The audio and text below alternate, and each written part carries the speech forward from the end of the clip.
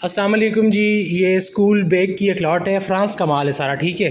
France का माल है और इसमें साफ़ सुथरा माल है, ठीक है। स्कूल बैग है और बीच में कोई थोड़ा बहुत इसमें लैपटॉप के बैग हैं। फ़्रांस का माल है, बहुत साफ़ सुथरा माल है और रेट भी इसका मुनासिब है। रेट के लिए आप मेरे व्हाट्सएप पे मैसेज करें, मैं आपको रेट भी बता दूँगा इसका। और मैं आपको इसके थोड़ा सा दिखाता हूँ पीस वगैरह। ये देखिए यहाँ बहुत प्यारे प्यारे, इसमें बहुत प्यारा माल है। ये इस तरह का माल है, ठीक है। ये इस तरह का,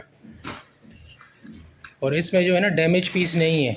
इक्का दुक्का कोई जो लैपटॉप बैग है उसमें शायद थोड़ा बहुत रिपेयरिंग का काम हो, तो किसी को अगर इसमें से चाहिए 50 kg 100 kg वो एक साइड से मिलेगा, ठीक है। छांटी आप नहीं कर सकते, एक साइड से आपको 50 kg 100 kg 150 kg 200 kg जितना भी चाहिए वो आपको मिल जाएगा।